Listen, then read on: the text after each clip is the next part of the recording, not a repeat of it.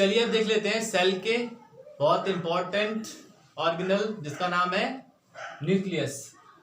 जो न्यूक्लियस है उसको हम ब्रेन ऑफ द सेल भी कहते हैं। जैसे हमारा ब्रेन काम करता है किसी भी एक्टिविटीज को करने में प्रॉपर तरीके से हम कर पाते हैं नहीं कर पाते हैं। सेल में जो भी वर्क होता है उसको प्रॉपर तरीके से होने के लिए न्यूक्लियस हेल्प करता है कि नहीं इस तरह से होना चाहिए।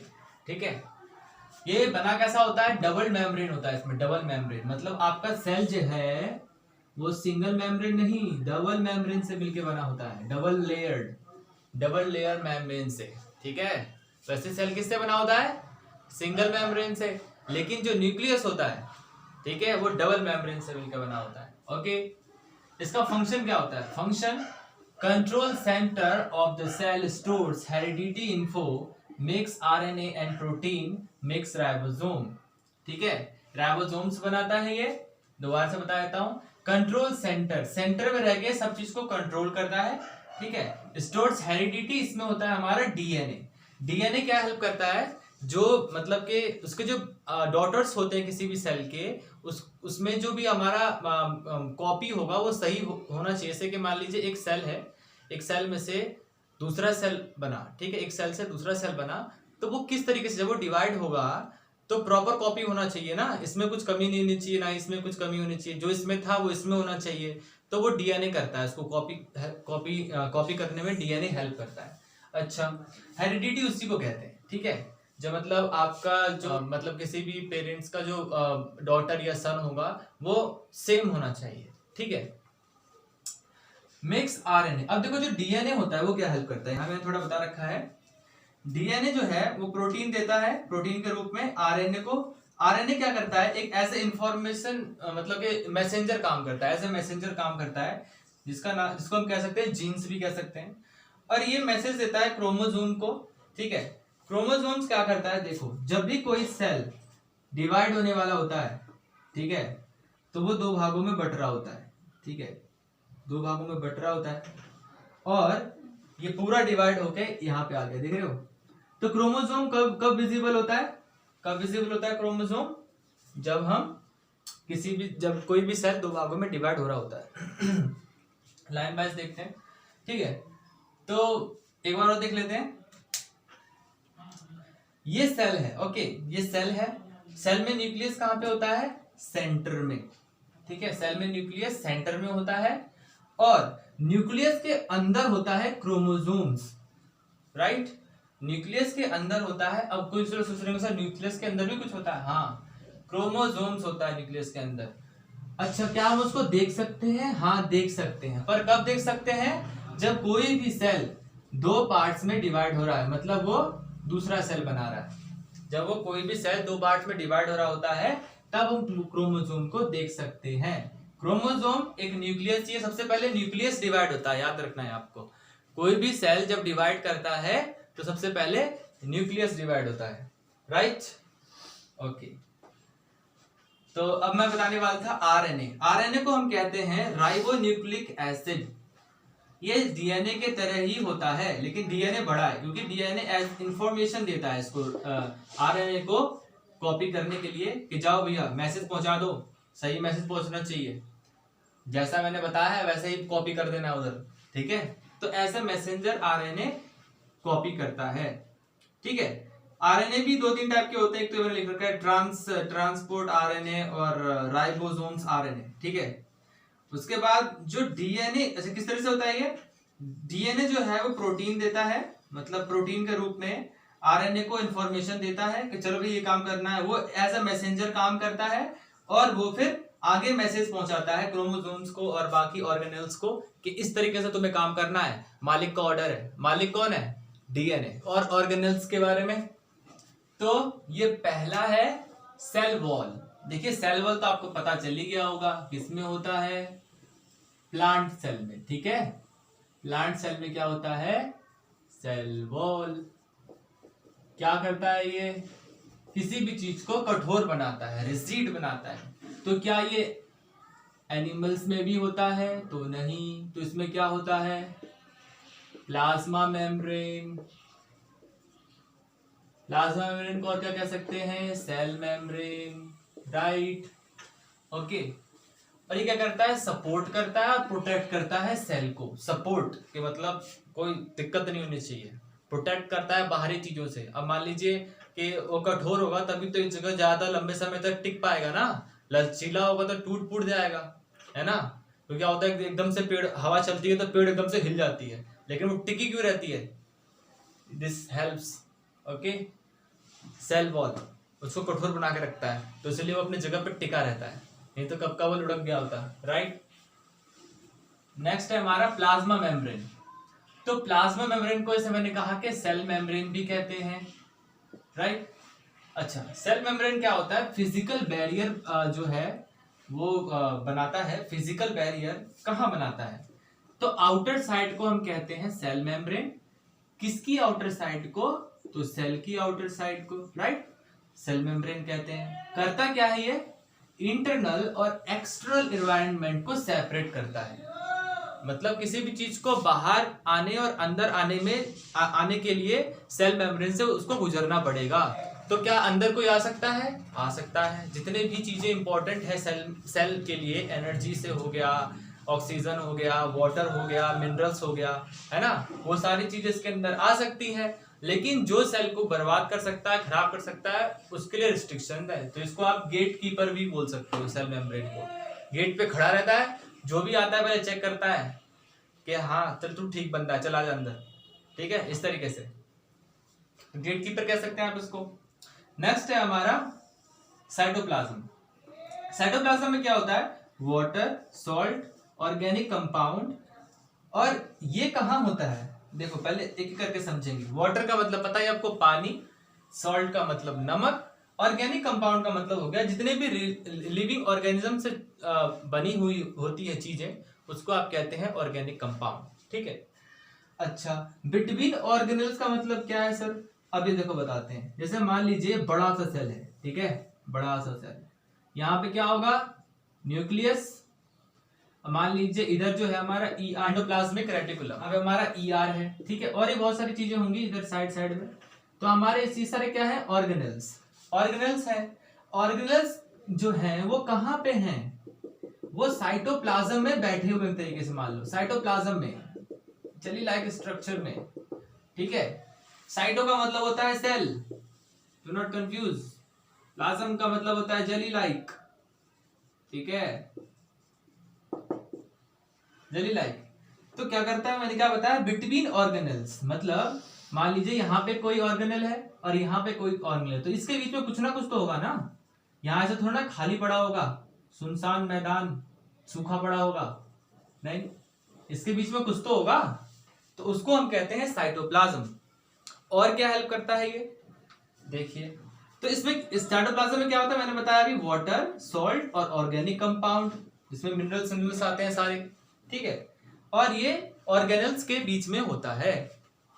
हेल्प्स इन मूवमेंट, और ये मूवमेंट में हेल्प करता है। मान लीजिए इसको प्यास लगी है, ठीक है, तो ये यहां से यहां तक आना चाहता है, ईआर के पास ही आना चाहता है, तो कैसे आएगा, कोई तो मीडियम होना चाहिए ना, कोई तो साधन होना चाहिए ना, तो वो आएगा साइटोप्लाज्म के थ्रू।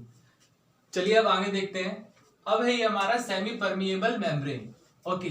सेमी परमिएबल मेम्ब्रेन को आप प्लाज्मा मेम्ब्रेन भी कह सकते हैं, इसका एग्जांपल मैंने लिख रखा है। आखिर ये करता क्या है, परमिएबल का मतलब होता है किसी भी चीज को अलाउ करना, तो ये अलाउ करता है किसको, किसी भी सब्सटेंस को जो इंपॉर्टेंट है सेल के लिए, उसको अंदर आने या बाहर जाने में, ठीक है, सेमी परमिएबल अलाउ करता है, ठीक है। अब देखिए, जैसे मान लीजिए सेल है, ठीक है, सेल का जो वॉल होगा, वॉल एसपीएम लिख रखा है, सेमी परमिएबल मेम्ब्रेन, ठीक है। ये क्या करेगा, देखिएगा कि कहां पे क्या जरूरत है, ठीक है। मान लीजिए यहाँ पे इसका जो कॉन्सेंट्रेशन है, वाटर कॉन्सेंट्रेशन, वो हाई है, ठीक है, हाई।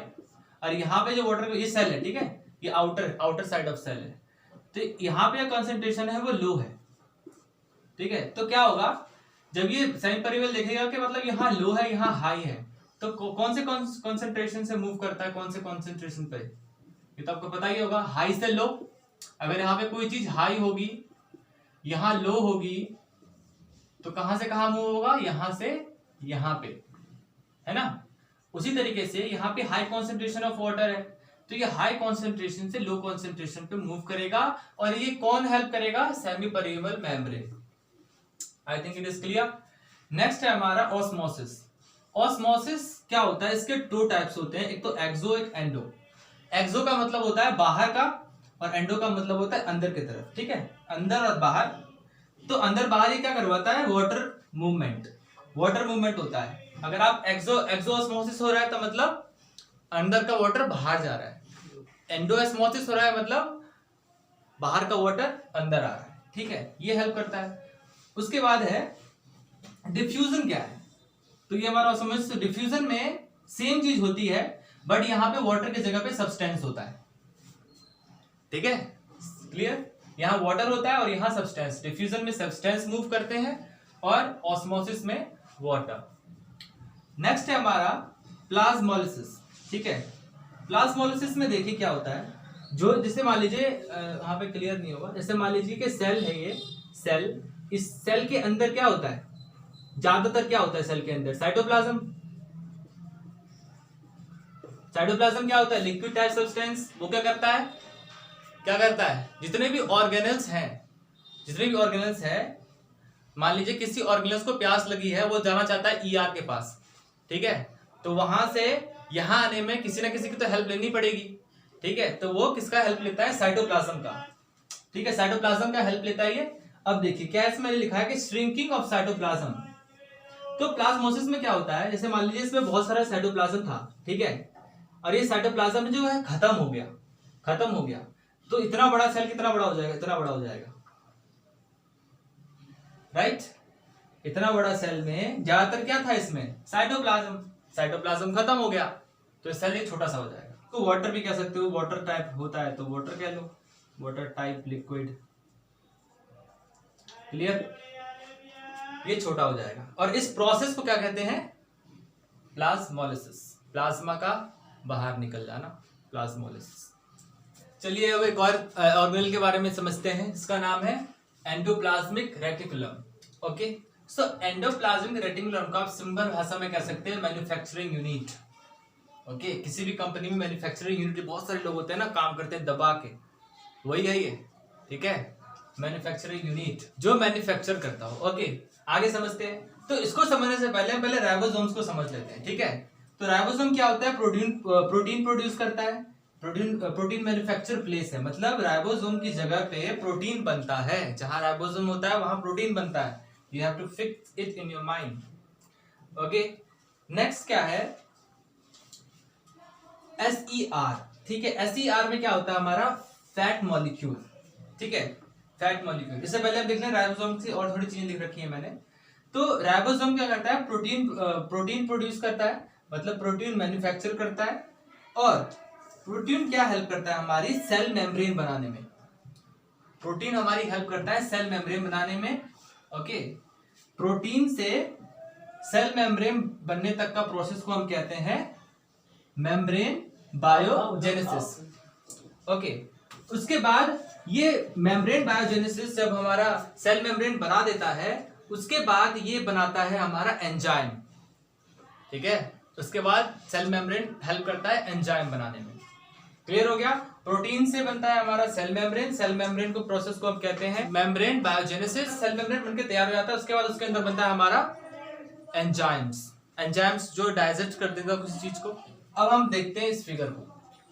तो ये फिगर है हमारा एंडोप्लाज्मिक रेटिकुलम। इसमें जो आप डॉट डॉट देख रहे हैं ये हमारा RER है, मतलब रफ एंडोप्लाज्मिक रेटिकुलम।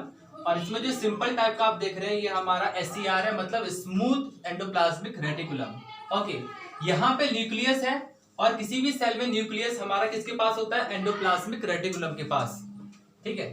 अब ठीक है, तो जो न्यूक्लियस है वो हमारा कवर होता है किससे, न्यूक्लियर एनवेलप से, मतलब न्यूक्लियर भी किस चीज से कवर होता है, उसका नाम क्या है, न्यूक्लियर एनवेलप।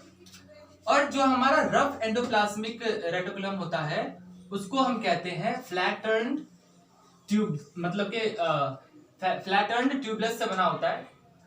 ट्यूबलेस मतलब कैसे, तो टेबल टाइप का, ठीक है, टेबल टाइप का, सीधा एकदम फ्लैट सीधा उससे बना होता है। ओके, इसमें क्या होते हैं, राइबोसोम्स, इसके अंदर होते हैं राइबोसोम्स, इसके कारण ये स्ट्रिक्ट हो जाता है, कठोर हो जाता है, ठीक है, राइबोसोम्स के कारण। इसमें नहीं होता, SER में नहीं होता, स्मूथ एंडोप्लाज्मिक रेटिकुलम में राइबोसोम्स नहीं होते। राइबोसोम्स क्या होते हैं हम समझ चुके हैं। ओके, अब थोड़ा इसको समझ लेते हैं। एसईआर जो है फाइन ट्यूबल्स होता है, फाइन ट्यूबलस। अच्छा, यहाँ मैंने ट्यूबलस की स्पेलिंग थोड़ी गलत लिख रखी है, ट्यूबलस, ठीक है। तो ट्यूबलेस होता है, फाइन ट्यूबलेस वो होता है हमारा फ्लैट, ठीक है, ये ठीक ठाक सा कह सकते हो, fine. Okay, smooth endoplasmic reticulum कहते हैं इसको। ओके, और इस रफ वाले क्या कहते हैं, रफ एंडोप्लाज्मिक रेटिकुलम। और इस शॉर्ट फॉर्म में इसको क्या कह सकते हैं, आरईआर। इसको शॉर्ट फॉर्म में क्या कह सकते हैं, एसईआर, ठीक है। या तो ऐसे लिखा आ सकता है पेपर में, या तो डायरेक्ट लिख देगा। वैसे मेरे हिसाब से डायरेक्ट नहीं लिखेगा क्योंकि बहुत जगह लंबा नाम है और जगह छीन लेगा ये, ठीक है, इसलिए। राइबोसोम्स आपको समझ में आ गया। अब हम एसईआर का थोड़ा समझ लेते हैं। तो एसईआर क्या है, एसईआर में होता है फैट मॉलिक्यूल्स, फैट, मोटा वाला कह सकते हो, मोटा मॉलिक्यूल। अच्छा, फैट मॉलिक्यूल किससे बना होता है, ये बना होता है हमारा लिपिड से, steroids, carbohydrates, metabolism, exogenous substances से। क्लियर, दोबारा बोल रहा हूं, lipid, steroids, carbohydrates, metabolism, exogenous substances से मिलकर बना होता है फैट मॉलिक्यूल्स। ओके, अब ये हेल्प क्या करता है, इसका मैंने एग्जांपल लिख रखा है, डिटॉक्सिफिकेशन। हमारे पेट में होता है एसईआर, ठीक है, स्मूथ एंडोप्लाज्मिक रेटिकुलम। वो क्या हेल्प करता है, कोई भी गंदगी होती है पेट में तो उसको साफ करने का काम करता है। उस गंदगी को क्या कहते हैं, टॉक्सिक, और उसका उल्टा क्या हो जाएगा, डिटॉक्सिफिकेशन। हमारी बॉडी में जो भी टॉक्सिक बनता है उसको वो डिटॉक्स करता है, ठीक है। कौन डिटॉक्स करता है, एसईआर। आरईआर क्या करता है, प्रोटीन बनाता है, ठीक है, रफ होता है बहुत ज्यादा वो। गोल्गी अपरेटस के बारे में, गोल्गी अपरेटस को एक तरह से आप कह सकते हो पैकर एंड ट्रांसपोर्टर। मतलब कोई भी चीज बनी उसको पैक करना और उसको भेज देना जिसको जरूरत है, ठीक है, पैकर एंड ट्रांसपोर्टर। किस चीज को ट्रांसपोर्ट करता है, जो भी ईआरए बनता है, ईआर मतलब एंडोप्लाज्मिक रेटिकुलम में, और ये टच होता है उसी के साथ, मतलब जुड़ा हुआ हो सकता है, ईआर के साथ अटैच होता है, ये कनेक्टेड होता है, ठीक है। और जो भी बनता है ईआर में वो इसको दे देता है, इसको पैक करता है और ट्रांसपोर्ट कर देता है, ठीक है। अब जो हमारा गोल्गी अपरेटस होता है वो एक दूसरे के पैरेलल होता है, पैरेलल पढ़ा ना आपने मैथ में, इस तरीके को कहते हैं पैरेलल, ठीक है, पैरेलल, जो आपस में मीट ना करे, that is parallel, two lines that can not meet. उसके बाद है कनेक्टेड विद ईआर, मैंने बता दिया आपको। और एक करता है कॉम्प्लेक्स शुगर, जो भी हम खाते हैं, जो भी शुगर प्रोड्यूस होता है कॉम्प्लेक्स, उसको ये सिंपल शुगर में चेंज कर देता है। और ये लाइसोसोम्स भी फॉर्म करता है। लाइसोसोम्स क्या होता है, बताइए, लाइसोसोम्स क्या होता है, इसको कहते हैं सुसाइडल बैग। अभी इसको बारे में बताऊंगा मैं। चलिए हम आगे देखते हैं लाइसोसोम्स के बारे में। लाइसोसोम्स को हम बोल सकते हैं सुसाइडल बैग और गार्बेज बैग। ओके, अब हम इसको ऐसा क्यों बोलते हैं अभी देखिए बताएंगे। और ये कैसे बना होता है, ये सेल मेम्ब्रेन से बाउंड होता है, ये मतलब बंधा हुआ होता है, सैक टाइप का होता है, सैक मतलब बोरा कह सकते हो, ठीक है, सैक टाइप का। और ऐसे फूला हुआ कह दो यार, सैक टाइप का, ऐसे ले लो, ठीक है, सैक टाइप का होता है। और इसके अंदर क्या होता है, इसके अंदर होता है डीई को बोलते हैं डाइजेस्टिव एंजाइम, ये मैंने बनाया है, ठीक है, डीई को बोलते हैं डाइजेस्टिव एंजाइम। इसके अंदर डाइजेस्टिव एंजाइम भरा होता है जो किसी भी चीज को डाइजेस्ट कर ले, किसी भी चीज को पचा ले, खाएगा पच जाएगा, चाहे गंदा संदा कुछ भी हो, ठीक है।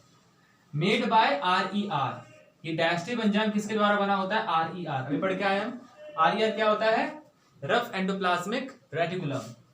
ओके, नेक्स्ट इसमें क्या है, ये जितनी भी वेस्ट डिस्पोजल होती है इसको हम वेस्ट डिस्पोजल सिस्टम भी बोलते हैं। मतलब मान लीजिए बाहर से कोई चीज ऐसी आई जो सेल के लिए खतरनाक थी या गंदी थी, या उसने बाहर की कोई चीज आके सेल को गंदा कर दिया, कूड़ा कूड़ा फैला दिया, ठीक है, तो ये क्या करता है, उसको इकट्ठा कर लेता है और अपने अंदर भर लेता है और डाइजेस्ट कर जाता है। ओके, डाइजेस्ट फॉरेन मटेरियल्स को डाइजेस्ट कर जाता है। अगर वो देखता है कि मतलब ये कूड़ा फैला रहा है, तो अगर कूड़ा देखता है तो उसको वो डाइजेस्ट कर जाता है। अगर नेक्स्ट चीज है, इफ सेल वोर्न आउट और damaged then it digest its cell own, ठीक है।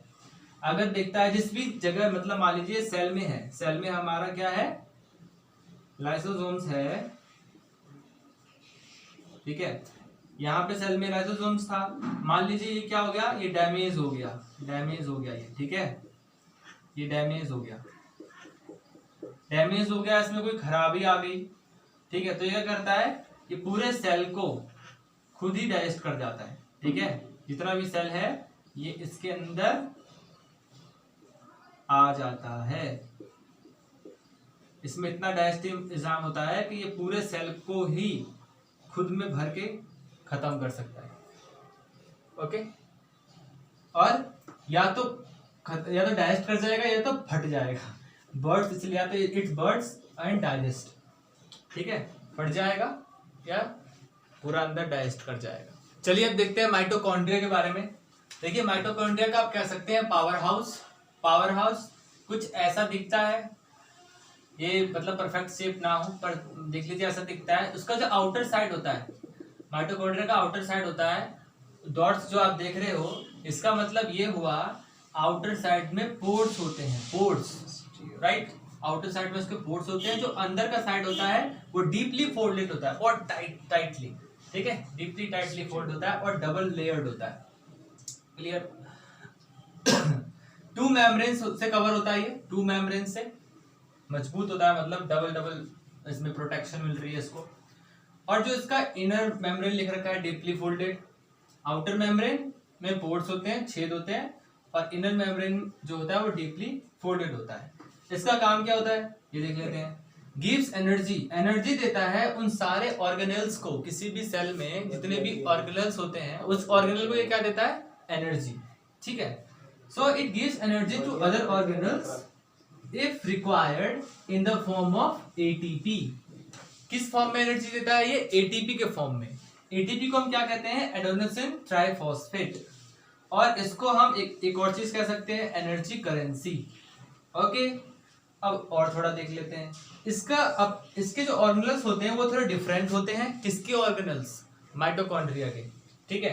इसका अपना का होता है, अपना होता है मतलब अपना डीएनए राइबोसोम्स, अपना डीएनए राइबोसोम्स होता है इसका, अपना होता है मतलब इसका जो प्रोटीन होगा वो भी अपना होगा, मतलब अपना प्रोटीन प्रोड्यूस करता है, ये अपना प्रोटीन होता है इसका जो ये प्रोड्यूस करता है, और उसके बाद एनर्जी बना के एटीपी के फॉर्म में सबको दे देता है और सबकी जरूरतें पूरी हो जाती है। कोई थका होता है उसको एनर्जी चाहिए ना, कोई ऑर्गेनल अगर काम कर रहा है बहुत थका हुआ है तो उसको एनर्जी कहाँ से मिलेगी, एनर्जी ये देगा। प्लास्टिड्स के बारे में, प्लास्टिड्स को आप किचन ऑफ द सेल भी कह सकते हैं, और ये सिर्फ प्लांट्स में होता है, ओके। और ये क्या क्या कंटेन करता है, स्टार्च, ऑयल, प्रोटीन, ये सारी चीजें अपने पास जमा करके रखता है। इसके 2 टाइप्स होते हैं, पहला होता है क्रोमोप्लास्ट जिसको आप क्लोरोप्लास्ट भी कहते हैं, और दूसरा होता है ल्यूकोप्लास्ट जो कि होता है व्हाइट कलर का, ओके। तो हम मेनली इसके बारे में पढ़ेंगे। तो क्लोरोप्लास्ट जो होता है उसको होता है क्लोरोफिल, क्लोरोफिल पिगमेंट होता है जिसके कारण वो ग्रीन दिखता है, और इसके हेल्प से और क्या करता है वो, photosynthesis, you have to remind it, okay. So structure कैसा होता है, और इसका न्यूमरस मेम्ब्रेन लेयर से बना होता है, बहुत सारे लेयर्स से बना होता है, ये उससे गुथा हुआ होता है कह सकते हो, और एक और मटेरियल से बना होता है, मतलब मेम्ब्रेन के साथ एक और मटेरियल होता है जुड़ा हुआ इसमें, जिसका नाम है स्ट्रोमा। स्ट्रोमा और वेरियस मेम्ब्रेन से मिलके ये अपना स्ट्रक्चर बनाता है। ऑल्सो हैज ऑन डीएनए, तो इसका भी अपना डीएनए होता है, राइबोसोम्स होता है, और अपना प्रोटीन ये प्रोड्यूस करता है, ठीक है। ऐसा दिखता है, देख लीजिए स्टेक्स हैं इसमें, है ना, एम्बेडेड, किचन जैसा ही तो लग रहा है। चलिए वैक्यूल्स के बारे में देखते हैं। वैक्यूल्स होता है एक स्टोर रूम बोल सकते हो, किसी भी सेल ऑर्गेनल्स में एक ऐसा ऑर्गेनल्स है जो कि स्टोर रूम के रूप में काम करता है। अच्छा, स्टोर किस तरीके से चीजें करता है, सेक्स के रूप में, ठीक है, सेक्स के रूप में ये स्टोर करता है, और वो सेक्स में क्या होता है, लिक्विड और सॉलिड का मिक्सचर, ओके। वो सेक्स किसका बना होता है, लिक्विड और सॉलिड का। नेक्स्ट देखिए, small in size in animals, animals में ये वैक्यूल जो होता है छोटा होता है, ठीक है। देखिए बना के बता देता हूं मैं क्या मतलब है। ये हो गया एनिमल का, ठीक है, ये हो गया आपका, सॉरी ये हो गया प्लांट का, ये हो गया एनिमल का, ठीक है। ये जो आप देख रहे हैं ना स्पेस, इसको क्या कहते हैं हम, इसी को कहते हैं वैक्यूअल, ठीक है। वाटर, मिनरल्स, बहुत सारी चीजें होती है, यहाँ पे देख सकते हो, amino acid, sugar, various organic acids, और वाटर से फिल्ड अप होता है ये, ठीक है, फिल्ड अप विद, बाकी मैंने बता ही दिया है। और जो हमारा एनिमल होता है उसमें इतनी जगह नहीं होती, होता तो इसमें भी है वैक्यूअल, पर इसमें कम होता है वैक्यूअल, ओके। और स्टोर क्या क्या करता है ये मैंने बता दिया आपको, एमिनो एसिड, शुगर और वेरियस ऑर्गेनिक एसिड्स, और प्रोटीन्स भी होता है थोड़ा सा इसमें, क्लियर हो गया। वैक्यूअल्स आर फुल ऑफ सेल सेपरेटिड्स, ठीक है, सेल सेपरेटिड्स से ये भरा हुआ होता है, फुल ऑफ सेल सेपरेटिड्स, इससे ये जो है ना किससे भरा हुआ होता है, सेल सेपरेटिड्स से। अब हम थोड़ा देख लेते हैं कि सेल डिवाइड कैसे होता है। तो देखिए सेल डिवाइड होता है तो उसमें दो प्रोसेस काम करती है। पहला प्रोसेस का नाम है कैरियोकिनेसिस और दूसरे का नाम है साइटोकिनेसिस। दो प्रोसेस काम करती है तो, और ये साथ में काम करती है, ऐसा नहीं अलग अलग काम करती है, प्रोसेस का नाम है ये। तो जो कैरियोकिनेसिस है उसमें न्यूक्लियस अलग होता है, न्यूक्लियस का डिवीजन होता है, ठीक है। जैसे कि न्यूक्लियस है, मान लीजिए ये न्यूक्लियस है तो ये दो भाग में डिवाइड होगा, दो पार्ट्स में डिवाइड होगा, तो उसको हम कहेंगे कि ये जो प्रोसेस हो रहा है, कौन सा प्रोसेस हो रहा है, कैरियोकिनेसिस का। और जो साइटोकिनेसिस है उसमें साइटोप्लाज्म का डिवीजन होता है, मतलब एक सेल है उसमें एक न्यूक्लियस होगा और इसमें द्रव्य जो जेली टाइप पर पदार्थ होगा, लिक्विड होगा, उसको हम क्या कहते हैं, साइटोप्लाज्म। जो साइटोप्लाज्म का डिवीजन होता है उसको हम कहते हैं साइटोकिनेसिस, मतलब उसका जो प्रोसेस होता है, ठीक है, उसको साइटोकिनेसिस, और इसका डिवीजन होता है साइटोकिनेसिस में। और साइटोकिनेसिस में किसका डिवीजन होता है, साइटोप्लाज्म का, और कैरियोकिनेसिस में किसका डिवीजन होता है, न्यूक्लियस का, ठीक है। तो ये आपको याद रखना है, क्लियर। अच्छा, अब इसमें कितने टाइप के डिवीजन होते हैं, देखो ये टाइप नहीं था, ये प्रोसेस था, ठीक है, ये 2 टाइप की प्रोसेस थी कि मतलब किस तरीके से डिवाइड होता है चीज मतलब सेल। और इसमें है सेल डिवीजन। तो सेल डिवीजन मेनली 2 टाइप्स के होते हैं, पहला है डिप्लॉइड सेल और दूसरा है हैप्लॉइड सेल। जो डिप्लॉइड सेल होता है वो पूरा डिवाइड, मतलब मान लीजिए कि ये 2n ये सेल है, पूरा 2n है, ठीक है। अगर ये 2 पार्ट्स में इसको डिवाइड करेगा तो ये 2n में ही डिवाइड करेगा, मतलब पूरी प्रॉपर्टी देगा उसको, राइट, हाफ कुछ नहीं करेगा उसके साथ, जितना उसके पास है वो पूरा उसको दे देगा, क्लियर। तो ये 2n में ही डिवाइड करेगा। लेकिन हैप्लॉइड, जैसे नाम से ये हैप्लॉइड, तो ये हाफ करेगा, अगर 2n होगा तो ये n देगा, सिर्फ 2 पार्ट्स में डिवाइड होने के बाद। एक बार मैं ऐसे बता देता हूँ, मान लीजिए ये 2n है, ठीक है, अगर ये इसका 2 पार्ट होता है तो ये 2n में ही डिवाइड होगा, 2n में ही डिवाइड होगा। लेकिन अगर हमारा हैप्लॉइड होता है तो मान लीजिए ये हैप्लॉइड है, इसने अपने आप को डिवाइड किया, तो ये किस में होगा, सिर्फ n में, हाफ में डिवाइड होगा, n में। इज इट क्लियर, कोई कंफ्यूजन। कैरियोकिनेसिस में क्या होता है, न्यूक्लियस का डिवीजन। साइटोकिनेसिस में क्या होता है, साइटोप्लाज्म का डिवीजन। साइटोप्लाज्म पढ़ लिया हमने। चलिए अब इसके साथ हम ये चैप्टर फिनिश करते हैं, देख लेते हैं किसने किसको डिस्कवर किया और नेम दिया। एटीपी के बारे में बताया, डिस्कवर किया कार्ल लॉमैन ने। ER मतलब एंडोप्लाज्मिक रेटिकुलम के बारे में बताया हमें केथ पोर्टर ने। उसके बाद राइबोसोम्स के बारे में बताया जॉर्ज E पैलिड ने। प्लास्टिड्स के बारे में बताया अर्नेस्ट हेकल ने, उसके बाद वैक्यूल्स के बारे में बताया आपका फेलिक्स DU जॉर्डन। अच्छा, इसने देखा था और इसने इसका नेम दे दिया। माइटोकॉन्ड्रिया के बारे में बताया एल्बर्ट वॉन कॉलिकर। उसके बाद लाइसोसोम्स के बारे में बताया है हमें क्रिश्चियन दे डवे, ठीक है। प्लाज्मोलिसिस के बारे में बताया मतलब डेब्रिस। सेल मेम्ब्रेन को हम प्लाज्मा मेम्ब्रेन भी बोल सकते हैं, इसके बारे में बताया रॉबर्ट हुक ने। उसके बाद ऑस्मोसिस, ऑस्मोसिस के बारे में बताया हमें RJH ने, RJH यहाँ में दूर लिख दिया, सॉरी इसके लिए, RJH जट्रोचिट। उसके बाद न्यूक्लियस के बारे में बताया रॉबर्ट ब्राउन ने। चलिए ठीक है, तो ये चैप्टर यहीं पे एंड होता है। आगे देखते हैं, आपके डिमांड के हिसाब से हम बनाएंगे कुछ ना कुछ। तब तक के लिए bye bye, have a great day.